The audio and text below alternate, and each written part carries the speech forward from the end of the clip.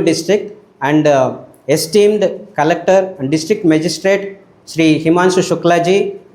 Today I am here in Jangal Kandriga, Maripadu village in Sangam Mandal of Atmakur constituency, where MLA and Minister of Endowments Sri Anam Ramnarayan Reddy garu is our leader.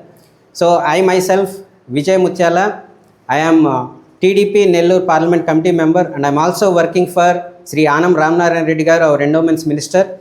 So today I am here in this village to basically understand the issues farmers are facing in procurement of paddy for a best price.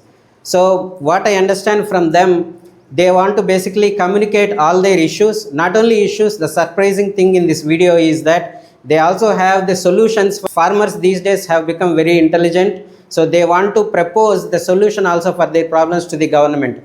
So esteemed collector, please listen to the problems of the villagers here, farmers, and try to understand the solution they are proposing, and please discuss with the millers, traders and dalaris and also the government officials, and help the farmers to sell their paddy for a better price. So here we are starting. Let us hear what farmers have to say to the MLA and leader Sri Anam Ramnarayan Reddy garu, and also the respected district magistrate Sri Himanshu Shukla garu. మాది జంగాలగంట గ్రామం, సంగం మండలం, నెల్లూరు జిల్లా. మా గ్రామంలో 70% 733 ఒక రకాన్ని వేసాము. ఒక 20% వచ్చి 1638 రకాలు వేసాము. ఒక 10% 15% వచ్చి షుగర్లెస్ వేసాము. కానీ ఈ సంవత్సరం ఏంటంటే మాకు ఖర్చులు విపరీతంగా పెరిగినాయి. ఖర్చులు దేనివల్ల పెరిగాయంటే 3 సార్లు దోమ ముందు కొట్టాల్సి వచ్చింది. అది కూడా కాకుండా మాకు మోపిప్పి కూడా విపరీతంగా పడింది ఈ సంవత్సరము. దీనివల్ల దాదాపు పోయిన సంవత్సరం 34,000 ఖర్చు అయ్యిందంటే ఈ సంవత్సరం 38,000-39,000 దాకా పోతుంది. మేము తెచ్చిన ఖర్చులకి అయితే రేటు చూసుకుంటే మేమే టయానికి 17,000, 16,500 పోతూ ఉంది. లెక్క చూసుకుంటే మాకు దాదాపు ఎకరా మీద 15,000-12,000 కూడా మిగలట్లేదు. మక్తా చేసేవాళ్ళకైతే చేతి డబ్బులు తీసుకొని పొలాలు కూడా అమ్ముకునే రోజులు కూడా ఉన్నాయి మా ఊర్లో. ఈ విధంగా మా పరిస్థితి ఉంది. మాకు అందులో ఈ దళారీ వ్యవస్థ తలనొప్పిగా ఉంది. మాకు గవర్నమెంట్ ద్వారా మాకు ఈ యార్డులు కానీ తయారు చేసి మాకు తొందరగా కానీ పెట్టగలిగితే మాకు అంతకంటే గిట్టుబాటు ధర కల్పించాలని మేము కోరుకుంటున్నాము. అయిపోయింది 30,000 దాటిపోయింది. 3 మాటలు దోమ ముందు పెట్టినాము. దోమ ముందు పెట్టినా ఇప్పుడు 40,000 దాకా ఖర్చు అయిపోయింది.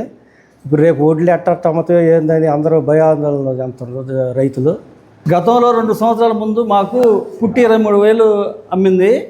అప్పుడు అందరూ సంతోషపడ్డాము. గత ఖర్చుతో పోల్చుకుంటే ఇప్పుడు దాదాపు ఒక ఎకరాకి 7,000 ఎక్కువైంది. ఇప్పుడు ప్రస్తుతం ఒక ఎకరాకి 35,000 దాకా ఖర్చు అవుతుంది. మాకు ఈ నెలాఖరికల్లా మాకు మాసులు వస్తుంది. ఈ సంవత్సరం 23,000 తగ్గకుండా కానీ మా పుట్టికి రేటు మీరు ఇవ్వగలిగితే మేము రైతులు కొంత నిలబడేదానికి అవకాశం ఉంటుంది. లేకుంటే చాలా ఘోరంగా నష్టపోయేదానికి అవకాశాలు ఎక్కువ ఉన్నాయి సార్. అంతా కూడా పుట్టికి 23,000కి తగ్గకుండా చర్యలు తీసుకొని మొదటి రోజు ఏ రేటు ఉందో ఒక వారం, 10 రోజులు, 20 రోజుల తర్వాత కూడా అదే రేటు మెయింటైన్ అయ్యే విధంగా ఇక్కడ సచివాలయం స్టాఫ్ వాళ్ళంతా ఉన్నారు కాబట్టి వాళ్ళందరిని ఉపయోగించుకొని దళారీ వ్యవస్థను కానీ మిల్లర్స్ని కానీ నియంత్రించి రేటు కూడా 2-3 వారాలకి పడిపోకుండా అదే 23,000 ఏదైతే ఫస్ట్లో పెడతారో 23, 24, 22 ఏదైతే అది ఆ రేటు కంటిన్యూగా ఉండేటట్టు చూసుకోవాల్సిందిగా రైతులు కోరుతున్నారు. నేను కౌలు రైతుని.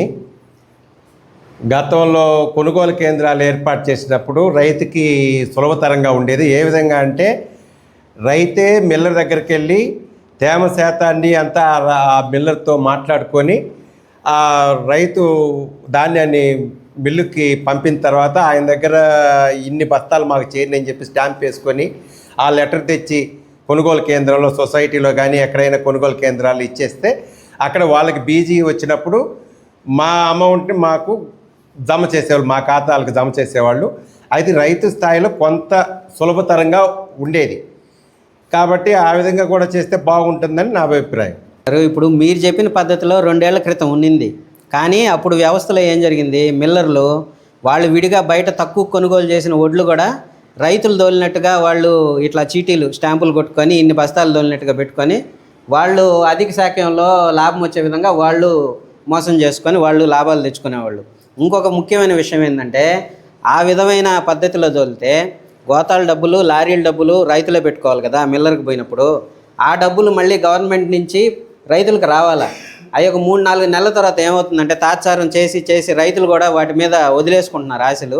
వీళ్ళు గవర్నమెంట్ వ్యవస్థల ఆఫీసర్లు పోయిన ఒక 3 ఏళ్ల క్రితం జరిగిన విషయం ఇది.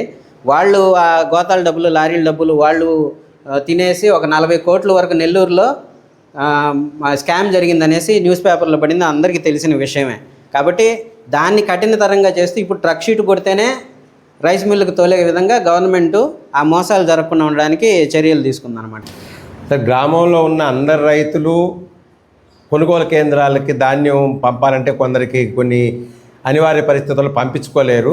కానీ అలాంటి వాళ్ళకి గిట్టుబాటు ధర రావాలా అంటే ఈ దళారీ వ్యవస్థలో రోజుకి 100-200 ఆ విధంగా తగ్గించుకుంటూ ఆ సీజన్ ముగిసేటప్పటికి ఒక వారం రోజుల్లోనే ఒక పుట్టికి 3,000-4,000 తగ్గిపోతుంది. ఈ విధంగా ఒక ఎకరం 3 పుట్ల ధాన్యం అయితే 3 పుట్లకి 10,000 రూపాయలు రైతుకి నష్టం జరుగుతుంది.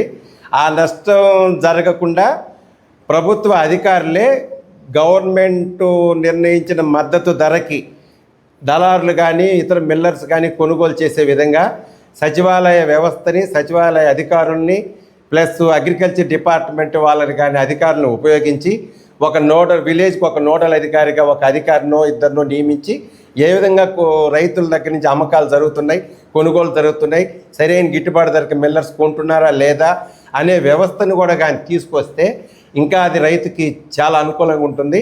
ప్రస్తుత కలెక్టర్ గారు రైతుల మీద ఏదో ప్రత్యేక దృష్టి పెట్టి మంచి పేరు ఛాంపియన్ ఫార్మర్స్ అది ఇది చేస్తున్నారని చెప్పి కూడా ఒక మంచి పేరు చేస్తున్నారని కూడా వింటున్నాం.